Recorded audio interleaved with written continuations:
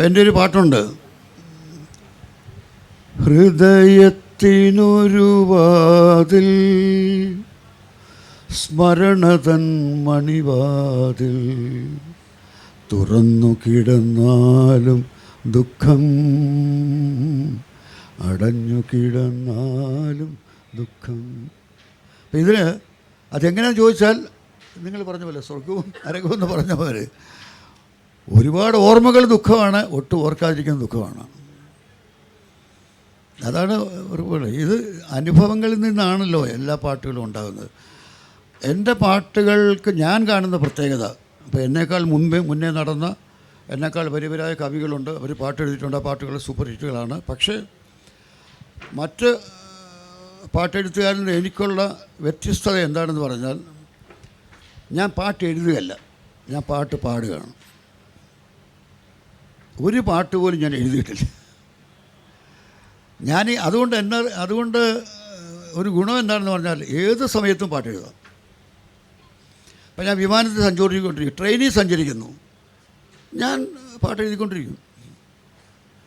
എൻ്റെ പാട്ടിൽ എൻ്റെ മനസ്സിൽ പാടിക്കൊണ്ടിരിക്കും. അതെങ്ങനെയെന്ന് പറഞ്ഞാൽ ആദ്യം ഒരു പല്ലവി എൻ്റെ മനസ്സിലേക്ക് വന്നാൽ ആ പല്ലവി ഞാൻ കാണാതെ പഠിക്കും, എൻ്റെ മനസ്സിൽ ഉറപ്പിക്കും. അത് കഴിഞ്ഞ് ഞാൻ എൻ്റെ അടുത്ത ചരണത്തെക്കുറിച്ച് ആലോചിക്കും, എങ്ങനെ ആക്കാൻ പറ്റും. അങ്ങനെ മിക്കവാറും ഈ മുഴുവൻ പാട്ടും എൻ്റെ മനസ്സിൽ എഴുതി കഴിഞ്ഞാണ് ഞാൻ ബുക്കിലാക്കുക. പക്ഷേ ബുക്കിൽ എഴുതി കഴിഞ്ഞ് പിന്നെയും ഞാൻ ചിലപ്പോൾ തിരുത്തും. അത് ഞാനൊരു പെർഫെക്ഷനിസ്റ്റാണ്. ആ പെർഫെക്ഷനിസ്റ്റ് ആണെന്ന് പറയാം, പെർഫെക്ഷനിസ്റ്റ് ആകാൻ ആഗ്രഹിക്കുന്ന ആളാണ് ഞാൻ. പെർഫെക്ഷൻ ആഗ്രഹിക്കുന്ന ഒരാളാണ്. പെർഫെക്ഷൻ ഈസ് ഇമ്പോസിബിൾ, അത് വേറെ കാര്യം. പക്ഷേ ഞാൻ ആഗ്രഹിക്കുന്നു എൻ്റെ രചനയ്ക്ക് പെർഫെക്ഷൻ വേണം, പ്രത്യേകിച്ചും പാട്ടുകൾക്ക് പെർഫെക്ഷൻ വേണം എന്നുള്ളത് കൊണ്ടാണ്. പിന്നെ എന്താണെന്ന് പറഞ്ഞാൽ ഈ ചലച്ചിത്ര ഗാനങ്ങളെക്കുറിച്ച് നിങ്ങൾ മനസ്സിലാക്കേണ്ട ഒരു വലിയ ഫാക്റ്റുണ്ട്. ഇപ്പോൾ മഹാകവി ജി ശങ്കർക്ക് ഇപ്പോൾ വലിയ വൈലോപ്പള്ളി ശ്രീധരമേനോനും പിന്നെ പി കുഞ്ഞിരാമൻ നായരുമുള്ള നമ്മുടെ മഹാന്മാരായ കവികൾ. അപ്പോൾ ഇന്നത്തെ കവികൾ ചെറുപ്പക്കാർ ഇവരൊക്കെ ആരാന്ന് ചോദിക്കും. അവരുടെ പുതിയ മഹാകവികൾ വേറെ ആൾക്കാർ, ഗദ്യത്തിൽ കവി എഴുതുന്നവർ. പക്ഷേ ഇവരൊക്കെയാണ് ഞങ്ങളുടെ മഹാകവികൾ. പി കുഞ്ഞിരാമൻ നായർ, വൈലോപ്പള്ളി ശ്രീധരമേനോൻ, മഹാകവി ജി ശങ്കരക്കുറുപ്പ്, വള്ളത്തോൾ, കുമാരനാശാൻ, പിന്നെ ഉള്ളൂർ, മഹാകവി ഉള്ളൂർ. അപ്പോൾ അങ്ങനെയൊക്കെ അവരുടെയൊക്കെ ഈ കവിതകൾ പഠിച്ചു വളർന്നതുകൊണ്ട് ഈ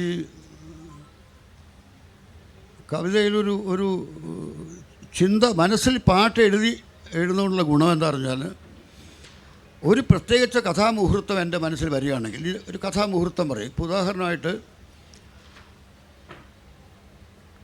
ഇപ്പോൾ ഇലഞ്ഞി പൂമണ ഒഴുകി വരുന്നു. അപ്പോൾ ആ കഥാമുഹൂർത്തം പറയുന്നു, പ്രണയബദ്ധരായ കാമുകിയും കാമുകനും. അപ്പോൾ അവൾ ഉറങ്ങിയിട്ടില്ല. രണ്ടുപേരുടെ മനസ്സിന് പ്രണയമുണ്ട്, പക്ഷെ പരസ്പരം പറഞ്ഞിട്ടില്ല. അപ്പോൾ ആ ചുറ്റുപാടിൽ കേൾക്കുന്നവർ ഈ യുവാവ് പാടുന്ന പാട്ടാണ്. കാരണം അവൾ കേൾക്കണം എന്ന ആഗ്രഹത്തിൽ, എൻ്റെ പ്രണയം അവൾ അറിയണം എന്ന ആഗ്രഹത്തിൽ, അവൾക്കും പ്രണയമുണ്ട്, പക്ഷെ എന്നാലും അവൾക്ക് പറയുന്ന ആഗ്രഹത്തിൽ ഒരു പാട്ട് എഴുതാനാണ് I V Sasi director. I V Sasi എന്നോട് പറയുന്നത് ഈ സന്ദർഭം പറഞ്ഞിട്ട് ഇങ്ങനെയൊരു പാട്ട് എഴുതണം.